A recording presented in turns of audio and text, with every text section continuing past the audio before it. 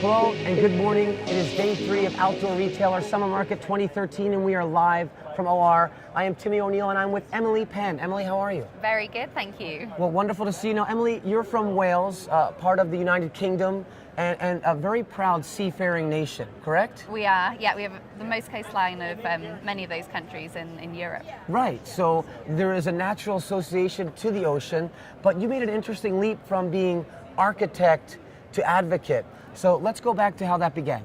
Sure. I had the opportunity after I graduated with my degree in architecture to sail around the world, but it was actually on a powerboat that ran on biofuel. It's called Earth Race. It holds the round the world speed record, went around the world in 60 days. And so we toured around the world, 120 cities in 365 days. So during that 365 days and 120 cities, what did you learn?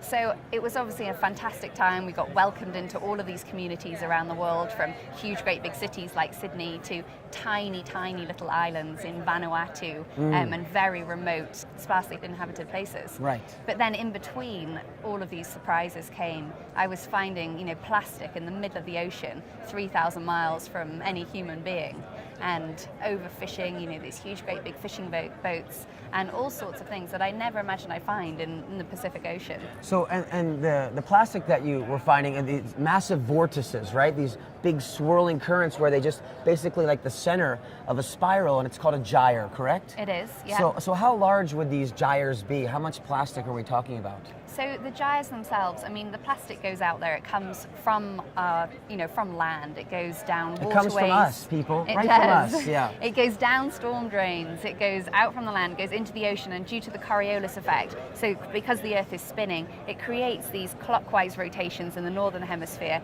and anti-clockwise in the south. And in the middle of that, between about 20 and 40 degrees latitude, both north and south of the equator, you get these accumulations that really can be a few thousand miles wide. But we're talking about small fragments of plastic like this here. So the plastic does break down quite quickly, right, but only physically rather than chemically. The compounds don't get simpler, it just breaks into littler pieces. So it can be digested by the marine life, by the bird life. In fact, what do we have here? So this one here is actually plastic found in the stomach of a dead albatross, so in the carcass of an albatross. And so the albatross picks this plastic out of the ocean, out of these gyres, and then they're assuming that it's food. Exactly. And then they consume it, and then as a result, fill their gut with this and perish? Yes, they end up dying of starvation because they have all of this plastic in their stomach. They can't eat and get any nutrition from real food. And you started an organization, correct? And that is called Pangea. Yes. So tell us about Pangea. So Pangaea has a 72-foot expedition vessel, a sailboat, and we have been traveling all around the world looking at all sorts of environmental issues, taking scientists, filmmakers, journalists, educators, all sorts of people out to these really remote parts of the planet. And then what are they doing with their end product? So they're taking that, bringing that back to land, really, and trying to spread that message to other people. So whether it's through a scientific paper that really demonstrates, the issues that we have out in the middle of the ocean, and then that can go to government, it can go to industry, and hopefully bring change for the better. Whether it's a filmmaker or a journalist, that's going out more on an education route, out to schools, out to universities, out on the news, making films. And what I find fascinating is you have this life as an architect that you're about to embark on, and you spend a lot of money and a lot of your time gaining this skill. But then you make this decision to become an advocate, and most likely a major drop in pay scale, and as much or if not more hard work. Why did you make that choice?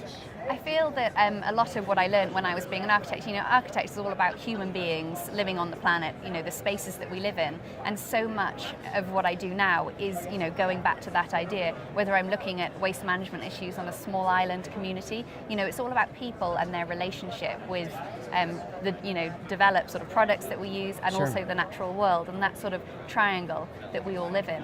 Pangea is all about getting people out there and bringing those lessons back to land and getting a whole mix of people from all different nationalities, all different ages, all different backgrounds, because really it's every aspect of society, that contributes to, the way the planet contributes is. to for this, right? Yeah, everything that we plastic. consume, it has to go somewhere. For ocean acidification, for all of these different things that we're looking at, it's every single person also has the power to make a difference. You know, we all have the power to change the way that we live. So who are some of the companies that you work with that support this work and that support Pangea? So Aquapack, the company that I'm here with today at the show, and they basically supply all of our weatherproof and waterproof needs. Well, wonderful work, and it sounds like you're looking at the full integral approach. So you open it up by becoming aware through your sailing trip of 365 days in 120 countries, then you go deeper and deeper. It's been a pleasure speaking with you. You too. And I wish you the best to work with Pangea, and I do want to go on one of these trips. Sign up. Don't you think I should, everybody? Yeah. And how can people get in touch with Pangea and find out more information about you? So you can go on our website, www.panexplore.com. Okay. And we've got lots of expeditions that, you know, are open to, I mean, you need to apply, Sure. but they're open to all sorts of people. I'm going to be applying very soon. Thank you very much. This is Timmy O'Neill signing off live from OR.